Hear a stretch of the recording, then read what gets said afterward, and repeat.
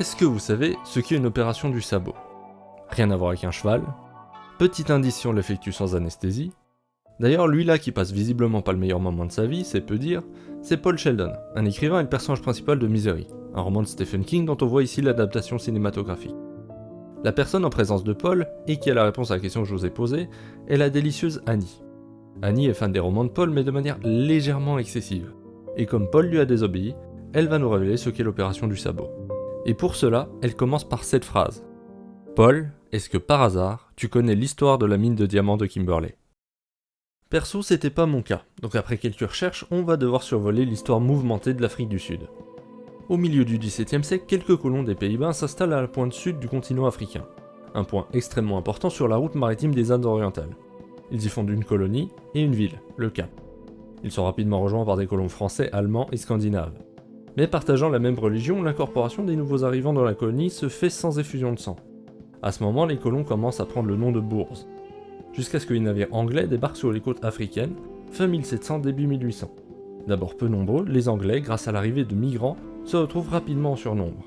Mieux armés, ils prennent le contrôle de la colonie et imposent le droit anglais. Se sentant dépossédés de leur culture et de leur manière de vivre, les bourses finissent par s'exiler plus dans les terres. C'est ce qu'on appelle le Grand Trek.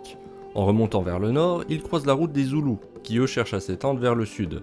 Bien qu'infiniment plus nombreux, les Zoulous ne possèdent pas les mêmes avantages technologiques que les Anglais, notamment les fusils. Par conséquent, ils subissent de lourdes pertes et se font repousser. Les bourses se répartissent en 3 républiques. Le Natal, immédiatement repris par les Anglais pour ne pas laisser un accès côtier, le Transvaal et l'État libre d'Orange. Dans le même temps, un deuxième exode a lieu, celui des Griquas. Les colons néerlandais étant majoritairement des hommes, ils se sont mis avec des femmes autochtones, ce qui a engendré des enfants métis, certes de sang hollandais, mais à qui on n'a pas donné les mêmes droits qu'à leur père. Nombreux de ces enfants, devenus adultes, se sont rassemblés et ont fini par quitter la colonie, devenant des tribus semi-nomades. L'une d'entre elles se fait appeler Griqua et va occuper un territoire à gauche de l'État libre d'Orange, appelé Griqualand. On saute de quelques années dans le futur, et voici Erasmus Jacobs, un adolescent néerlandais âgé de 15 ans au moment des faits. Alors qu'il jouait sur les rives du fleuve Orange, il découvre une pierre plus brillante que les autres, un diamant. Peu de temps après, un second est trouvé. Le gisement le plus prolifique est découvert dans la ville de Kimberley. S'ensuit une véritable ruée. Le problème, c'est de savoir à qui appartient réellement le territoire situé en Griqualand, mais tout proche de la frontière de l'État libre d'Orange. Le Transvaal s'en mêle et décrète que les gisements sont propriété des bourses, ce qui bien sûr ne satisfait ni les Anglais, ni les Griquas. Le Griqualand finit par céder sous la pression anglaise et se fait annexer. Ainsi, c'est des milliers de mineurs anglais qui débarquent. C'est l'un des événements qui mènera à la première guerre des bourses en 1880, guerre durant laquelle les Britanniques tenteront d'annexer le Transvaal sans y parvenir.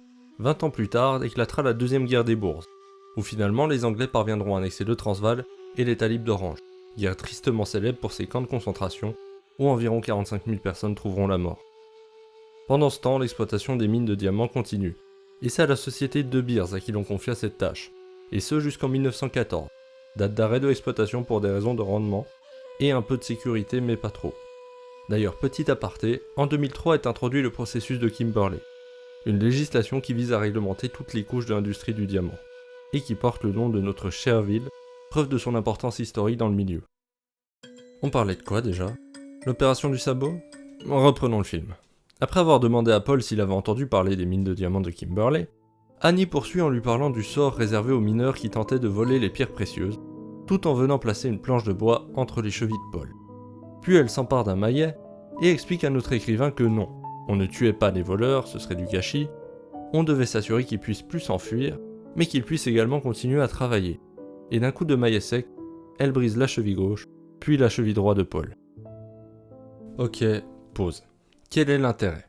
L'intérêt pour Annie de briser les jambes de Paul est évident, mais celui d'un exploitant de briser les chevilles de son mineur l'est un peu moins, surtout si l'on souhaite qu'il continue à travailler derrière. En fait, il n'existe aucune preuve que de telles pratiques aient existé dans les mines de Kimberley. Des sévices physiques, certainement, mais rien concernant une opération du sabot. La seule possibilité est qu'elle était destinée à se charger d'évaluer la valeur des diamants, et qui pour une raison ou une autre auraient décidé de tricher. Eux effectivement n'ont pas besoin de leur membre inférieur, et auraient donc pu y passer. Mais ce ne sont que des suppositions. D'ailleurs dans le livre, Annie ne brise pas les chevilles de Paul, mais lui coupe carrément un pied, ce qui a encore moins de sens d'un point de vue de la productivité. Donc, autant les mines de diamants de Kimberley sont bel et bien réelles. D'ailleurs, le Beagle est un lieu touristique qui est sur la liste pour un jour potentiellement rentrer au patrimoine de l'UNESCO. Autant l'opération du sabot, rien n'est moins sûr. Ok, maintenant vous connaissez une petite partie de l'histoire de l'Afrique du Sud, vous savez ce qu'est la mine de diamants de Kimberley, le Beagle, et ce qu'est l'opération du sabot. Ce que vous ne savez pas encore, c'est pourquoi en réalité cette scène et ce qui en découle est comique pour peu qu'on soit francophone. Pas à cause du sabot, d'Annie ou des références historiques citées qui sont dans l'ensemble dramatiques. Le fait est que l'acteur qui incarne le pauvre Paul Sheldon s'appelait James Caan. Il y a des choses qui s'inventent pas.